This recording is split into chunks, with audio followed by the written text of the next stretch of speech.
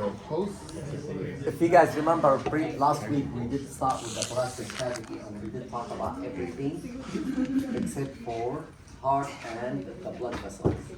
So today we will cover the rest of the chapters, which is related to the heart and to the great vessels around the heart. You guys have learned about your heart previously with Mrs. Aliyah.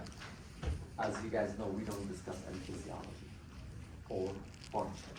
So if you wish to review all of the above from the previous books, you can do so to improve your understanding. And if you have any question, you are more than welcome to ask. And what is related to this lecture for today is more anatomy and how you point on the heart structure when you use Planck's cup. The first thing is you need to know the normal location of your heart. Your heart is located midline to the left in your thoracic cavity, and it is oriented toward the left. Right shoulder, left hip. Your heart has base and apex. The base is oriented superior toward the right shoulder, and it is identified about the second intercostal rib or space. In return, the apex, it is oriented toward inferior left, and it is mainly made by your left ventricle. So if you look, this is your apex and this is the left ventricle. So mainly the apex of the heart is belonging to the left ventricle, and it is identified mid-clavicular line at fifth intercostal space. So if you count from the clavicle middle part and you go further down, count 5 intercostal spaces, you will be able to palpate the apex of the heart. Anterior surface basically is that surface that protected and covered by the sternum slightly, but mostly with your ribs. Diaphragmatic surface is the most inferior surface of the heart, where the diaphragma resting, or where the heart is resting on the diaphragma muscles. So this is where is your diaphragm muscle, and that would be the inferior surface where the heart is resting on, or you can call it diaphragmatic surface. And of course, we say this is the apex oriented toward inferior and mainly made by your left ventricle. So that's the left ventricle, and this point is the apex. You can tell this is intercostal space where the apex can be palpated. If you move toward the right shoulder, you will see the atria, and those at the level of the second intercostal space. The atria of the heart is where you can see all the great vessels start. I'll bring a heart. I forgot to bring it. I'll bring one in a little bit. Let me go bring it now. You guys will understand the anatomy. You see it.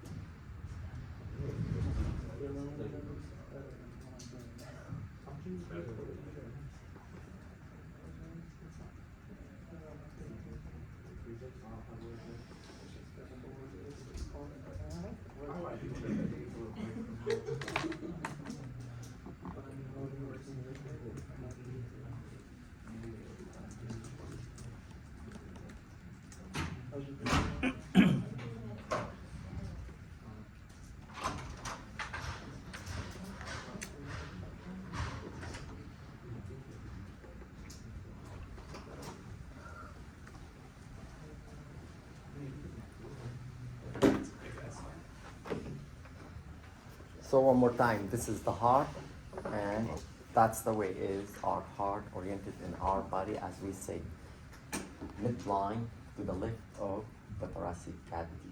The top part is the base, and the base is made by the right and the left atrium and are oriented superior toward the right shoulder.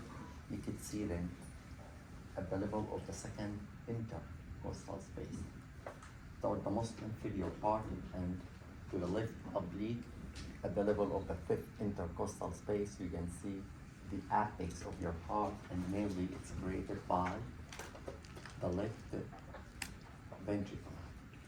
The surface, anterior surface of the heart, it's covered and protected by the ribs, and that's why they call it what? Costal surface.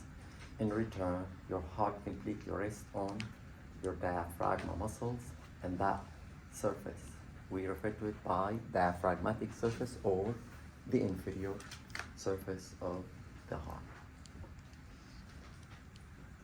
Question? No question. Good. Landmark that you need to be aware for the heart, number one is pulmonary surface. No brainer. That's the right pulmonary surface, and this is what? The left pulmonary surface. Also, previously, you guys, when you learn about the lungs, you remember we say the lungs have surface contact with the heart, and the heart will leave impression against the lungs. So you'll see the left one curve with the impression that it is related to what? To the left side. And we call it cardiac impression. In return, the border to the right, of course, which is mean the side, that will be the right atrium and slightly from the left ventricle. In return, the superior surface, which is being the very top one where you see the great vessels coming out of the heart, this one is mainly made by the left atrium. And finally, the inferior, which is the smaller one, which is that one, and it is mainly made by the right ventricle, slightly contribution from the left ventricle.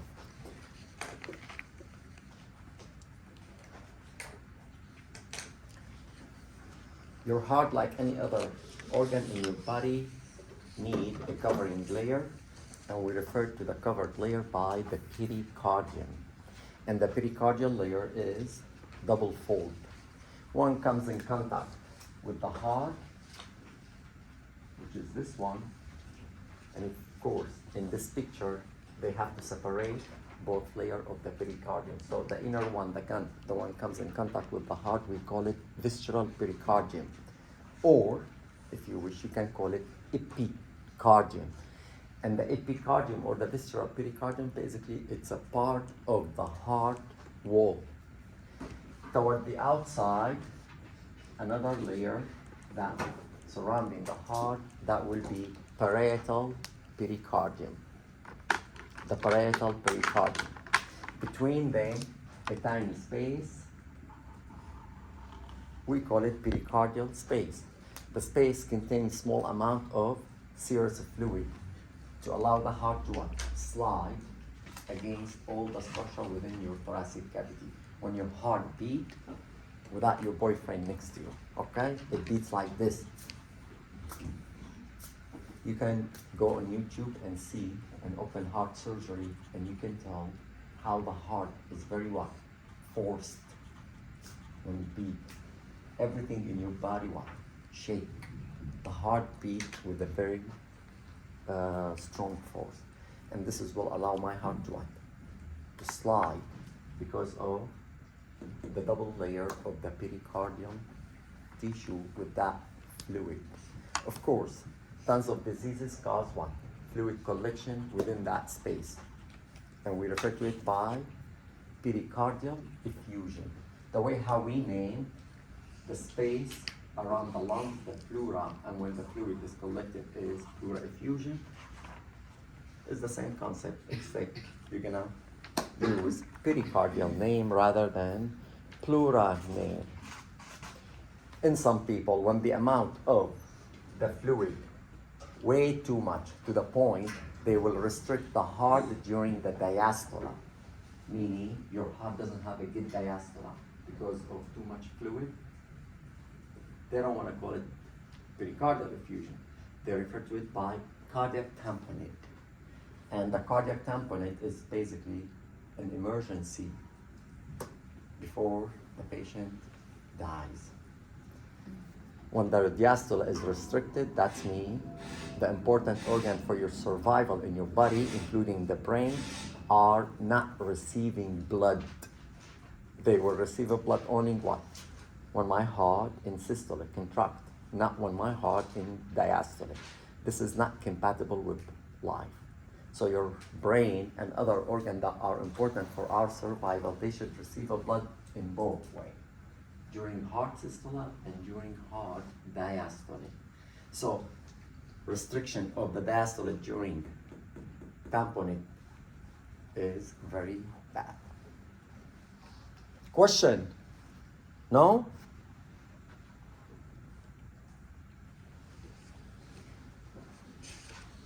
Your heart consists of a wall that enclosing chambers, and the wall of the heart consists of 3 layers. Let's see.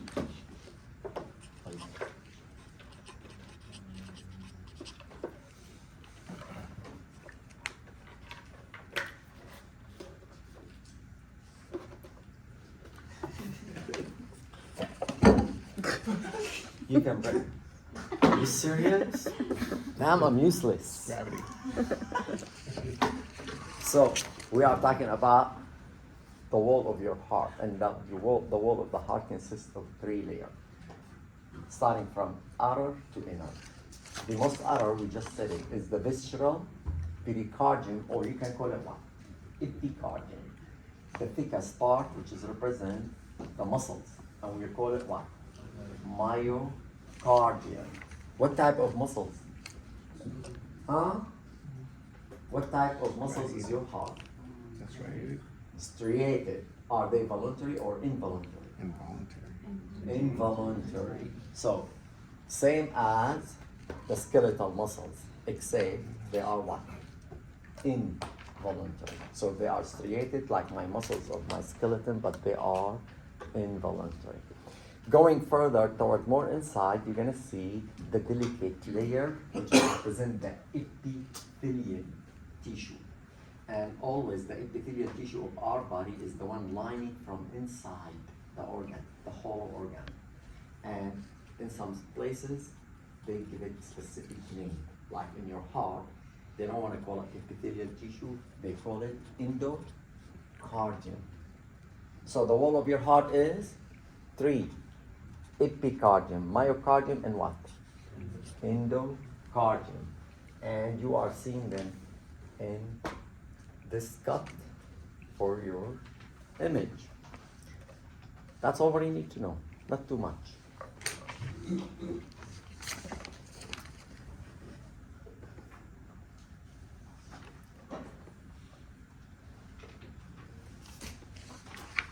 We said earlier toward the superior, we have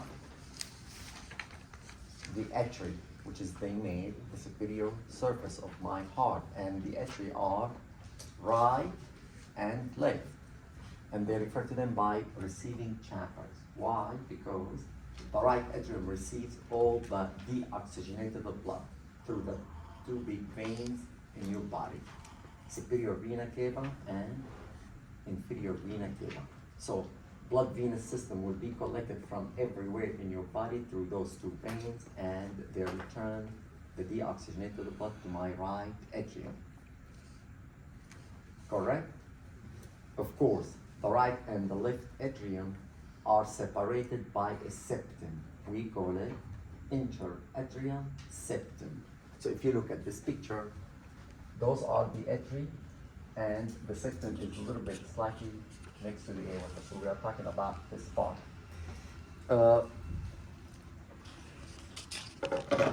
Something that you might notify when you scan or when you do image in some people. So this is the heart, this is the septum between the left atrium and the right atrium. Before you're born, that's the way is the heart for the fetuses. Why? I don't want the blood to go to the lungs in the fetus because mommy what? Breathe for baby. So the baby doesn't breathe oxygen. Who does so? Mommy. Fetuses, in order to develop accurately, perfectly, and fast, I need what? The blood to reach their brain fast. So in a fetal life, there are too many shunts that move the blood away from some organs where the blood normally spends a lot of time in our body. For example, number one is what? Your liver. In your liver, the blood spends like a lot of time until it gets metabolized. So the fetuses, they don't need to metabolize the food because mommy does metabolize the food. So we'll shift or we'll shut the blood away from the liver and goes right away to the heart. Also, in the heart, I don't want the blood to go to the lungs because mommy breathing, so I need to shunt the blood. This is the right ventricle, that's the left ventricle. And also you have septum between them. In the normal people, between us, for example, you and me, the blood moves from the right atrium to the right ventricle, then to the lungs. In the fetuses, doesn't happen. The blood moves from the right atrium to the left atrium through that tiny hole, the one we call it foramen ovalis. Foramen ovalis. Once the doctor pull you out and cut the umbilical cord, the pressure in your right atrium will increase suddenly. What will happen to that flap? That flap will what? Will close. So how will close? Will close like this. So you are going to see a depression on that septum, and we call it fossa ovalis. Fossa ovalis. This is not a fossa, this is a fossa. So in some people, the impression of the fossa ovalis is pretty much deep, you can tell. In other, not really. So it depends on each one of us.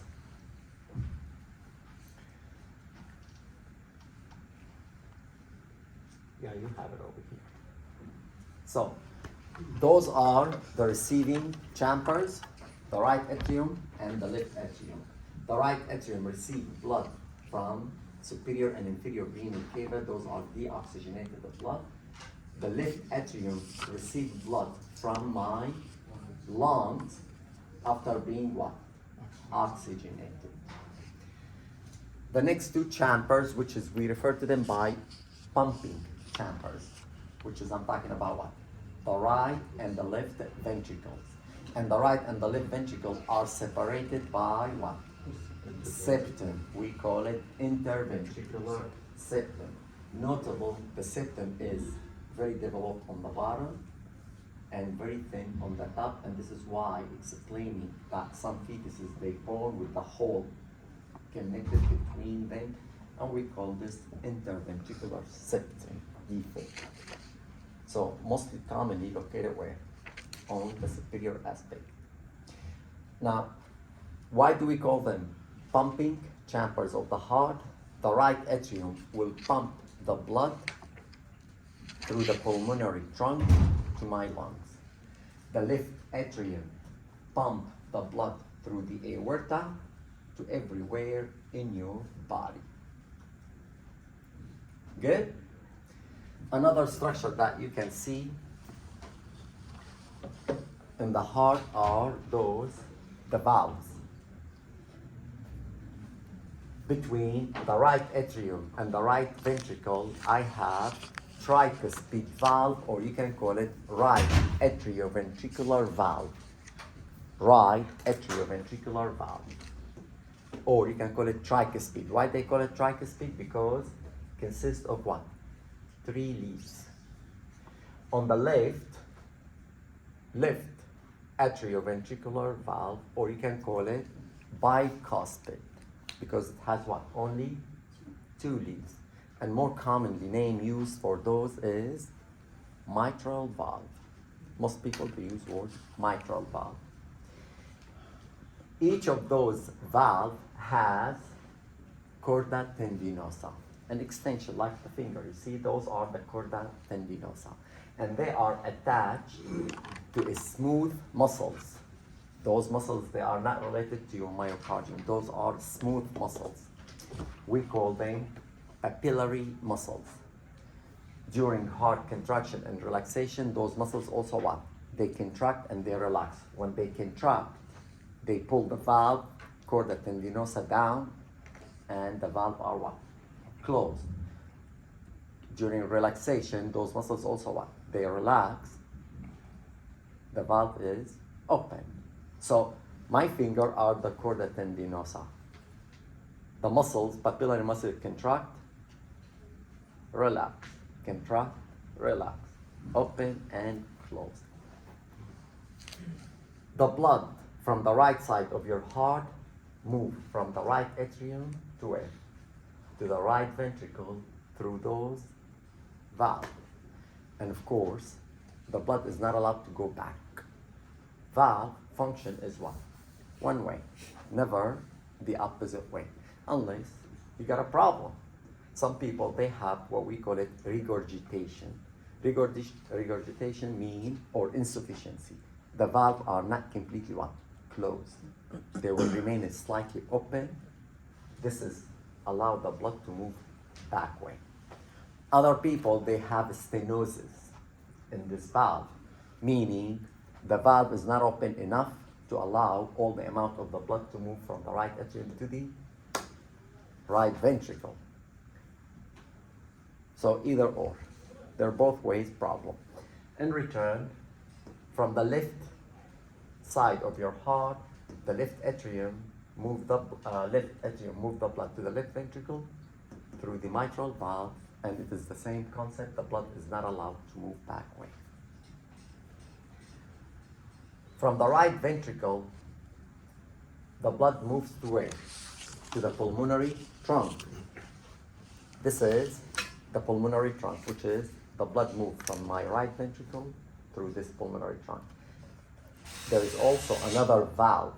We call it semilunar pulmonary valve. In return, the blood from your left ventricle that moves through the aorta, it is also controlled by another valve. We call it aortic semilunar valve. Bottom line, the circulation in our body is as follows. Blood, deoxygenated one, from superior vena cava and inferior vena cava, move to the right atrium. From the right atrium to right ventricle, through tricuspid valve. From the right ventricle to the pulmonary vessels through pulmonary semilunar valve. The blood will get oxygenated in your lungs. Goes back to where? To your left atrium through the pulmonary veins. And then from the left atrium to the left ventricle through the mitral valve. From my left ventricle through the aorta, bypassing aortic semilunar valve. And it goes to everywhere in our body. This is something that you've learned about previously, correct? So I'm refreshing your memory. Do you have any questions? No?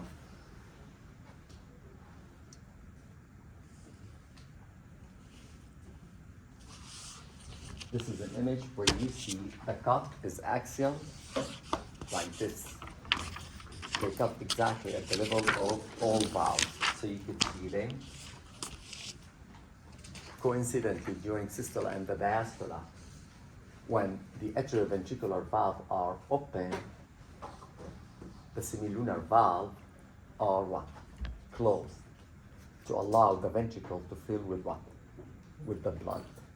And vice versa, when those are closed, the semilunar valve, pulmonary and aortic one, are open to allow the blood moving to my lungs and to my body respectively. And this is, you do not need to know unless you want to read from your book for those normal physiology part, how the valve open and close and. Another issue that you do not need also to know is the electricity of the heart. Normally, we do not see any of the heart electricity on imaging, okay? But just for your own information, your heart has something we refer to it by automaticity, meaning my heart beat completely separate from my brain. It's not my brain the one tells my heart to beat, guys. That's what we call it an automatic. But does my heart connected to my brain or not? The answer is yes. So your heart, it is what? Has electrical component that is isolated from my body. This is provided by sinoatrial node located on the right atrium, which is provide electricity to the both right and the left atrium. The electricity move from sinoatrial node to another node located between the atria and the ventricle, and we call it atrioventricular node. From the atrioventricular node, the electricity will be moved in two big bundle, we call them bundle of His. And then the bundle of His will provide small tiny branches so the electricity will reach every single part of the ventricles. And we refer to those tiny ones by Purkinje fibers. The sinoatrial node gives 40 beats per minute. The atrioventricular node gives 60 beats per minute. Your heart beats how many times per minute? Minimum 80 in a normal subject, meaning none of those nodes will give 80. So where do we get the 80 from? The brain, correct? If you run, what happens to your heartbeat? Increase. Those, they do nothing. The brain is the one telling your heart to what? To beat faster. Did you guys get the point? None of this, as I said, you could see it imaging wise, so you don't need to worry about it. The next part for today's lecture is related to the great vessels around the heart. And the first one will be Mr. Aorta.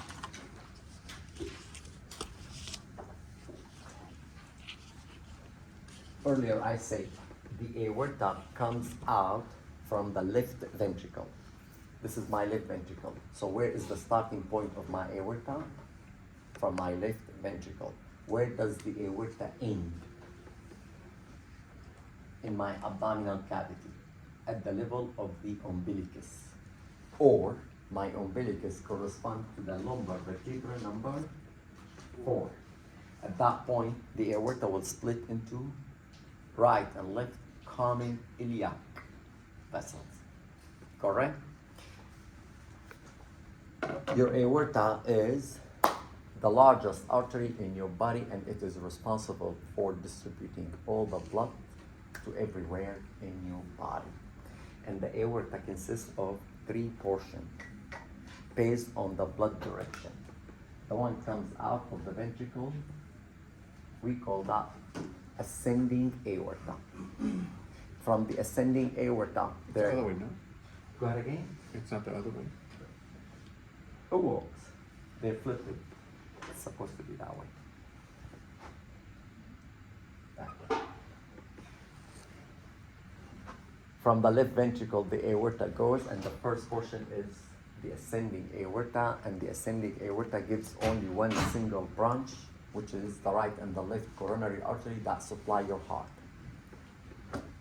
After the ascending, you're gonna have aortic arch, the one you guys have learned about previously, and the three branches. From the right, brachiocephalic. They flip that image, guys. Oh my God. Let me go. So you guys don't get lost. So that's the ascending. This is the arch. We're still seeing it from posterior. Doesn't matter. So that's the arch. And then you have the brachiocephalic on the right, the left common carotid artery on the left, and the left subclavian also on the left. So the ascending has only two branches that supply my heart, and we'll talk about them later on. Those are the right and the left coronary artery. The arch has three branches, the one you guys have learned, and they are responsible for supplying what? Neck, face, and the cranium. And then the descending part, which is moved behind or posterior to your heart. This is why they put it over here, dark, because that goes behind your heart. Piercing the diaphragma muscle, that's the diaphragma muscle, at the level of the aortic hiatus, and passes from thoracic cavity into what? The abdominal cavity. And then at the level of the umbilicus and my abdominal cavity will split into right and left internal iliac vessels. You do not need to know anything about the aorta below the heart, meaning below the diaphragma. This will be on your upcoming lecture when we cover the abdominal cavity. For today, you need to know only what? The descending part located within what? The thoracic cavity. Some anatomists, they divide the aorta into ascending, arch, descending. Others, they divide the aorta in only two parts. The one located in your thoracic cavity, they refer to it by thoracic aorta. And the one located in your abdominal cavity, they refer to it by what? Abdominal aorta. So for our discussion today is going to be only what? The thoracic aorta. Your upcoming lecture will be the abdominal aorta. Any question? No? Some tips that you need to know. At the level of thoracic vertebra number 3, you can identify the aortic arch. So if I say this is an axial cut at the level of T3, that's mean I'm supposed to see the aortic arch. Correct? Any question? Question? No?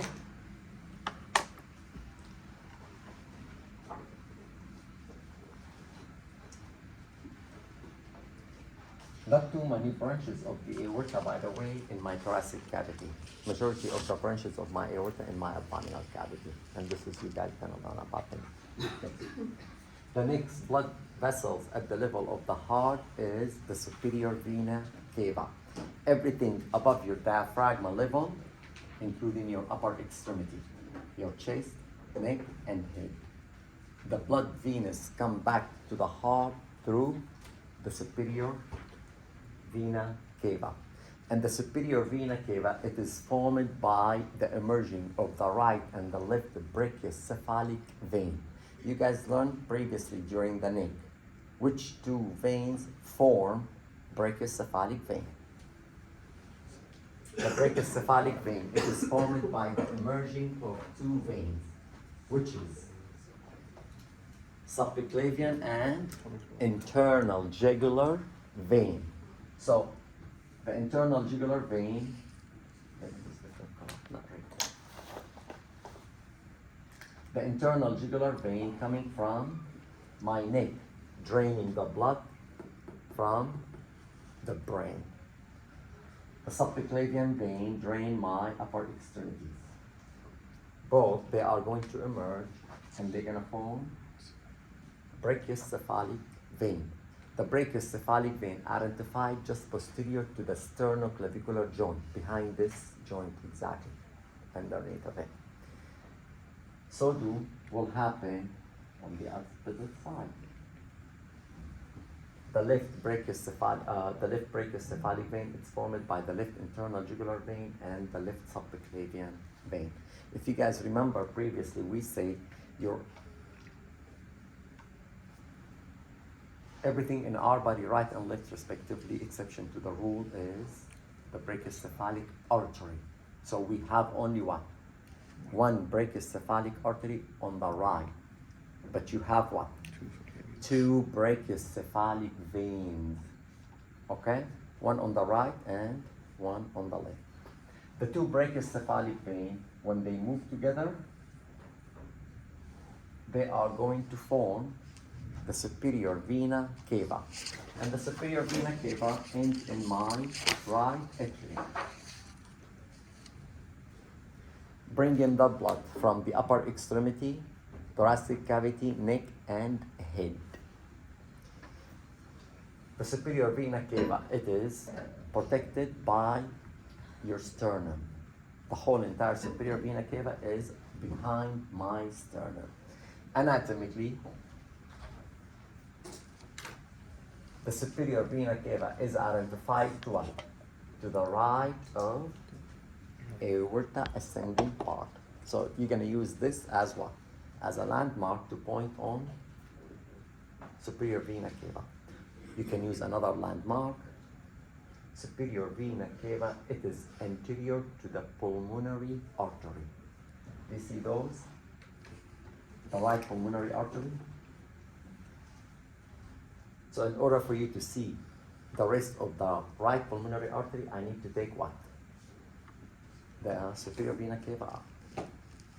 So you can use aorta, the superior vena cava to the right, or you can use that they are anterior to the superior vena cava is anterior to the right pulmonary vessels. The next is inferior vena cava. You do not need to know anything about inferior vena cava because the inferior vena cava is the one drain abdomen, pelvis, and leg. So your inferior vena cava, it is located where? In your abdominal cavity. So we're gonna learn about it more detailed in upcoming lectures. But after piercing the diaphragma muscles, which is over here, the inferior vena cava, drain the blood into your right atrium. So that's the only portion of the inferior vena cava that we are able to see, just close to the diaphragma muscles. Otherwise, you don't see nothing, and you will learn about it in detail next lecture.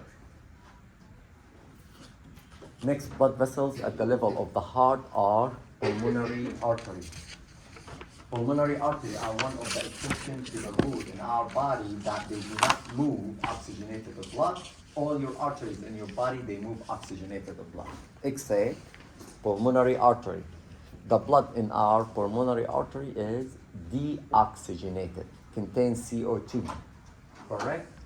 And of course, you have a right and you have a left that branch out of the pulmonary trunk. So this is your pulmonary trunk. The pulmonary trunk receives blood from your right ventricle. And you have over here the semilunar pulmonary valve.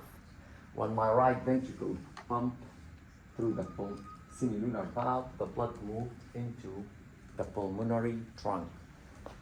The pulmonary trunk is identified to the left of my aorta. Also, it is seen in between ascending and what? Descending portion of the aorta. So My aorta, it's like this, ascending and descending, and my pulmonary what? Trunk is in between. So the ascending is anterior, the descending is posterior to your pulmonary trunk, correct? Your pulmonary trunk will split into left and right pulmonary artery. And I put the right pulmonary artery dashed. Why? Because it is located posterior to the ascending aorta and IVC, superior vena cava, sorry. So, your landmark for right pulmonary artery is aorta and superior vena cava. Those are too big. Once you are able to identify them imaging-wise, posterior to them will be the right pulmonary artery. Right pulmonary artery is going to reach your lung hilum and immediately will split for every single lobe. Your right lung contains how many lobes? 3 lobes. So each one of those goes to a specific lobe. Later on, I'm going to show you image that there is also a relationship between those branches along with the right pulmonary artery that are related to your bronchus. Meanwhile, what's the relationship between pulmonary artery and pulmonary vein? You see where is the pulmonary vein? So those pulmonary veins are the ones that bring the oxygenated blood to my heart. So if I'm coming from superior and going down inferior, first I will see what? The pulmonary artery. Going further down, I'm gonna see what? The pulmonary veins. Correct. Behind the right pulmonary, also you're gonna have the esophagus. Question? No question. The next one is the left pulmonary artery, which is, I say, your landmark. It is located anterior to the descending aorta, and it is superior to what?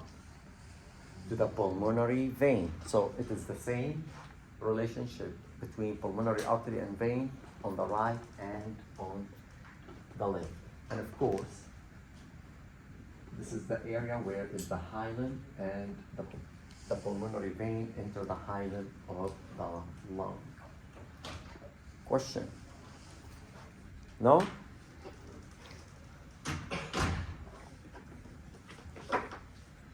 Pulmonary vein are the exception to the rule in our body in which they do not carry the deoxygenated blood.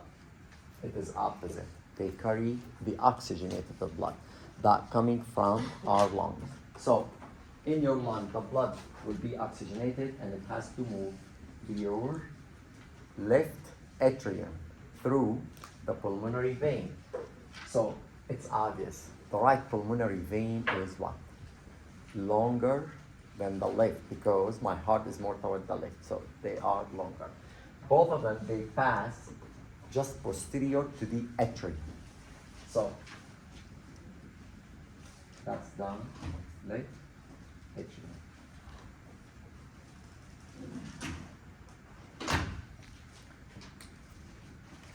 Do you guys want a break? Too many people moving in and out. 10 minutes break.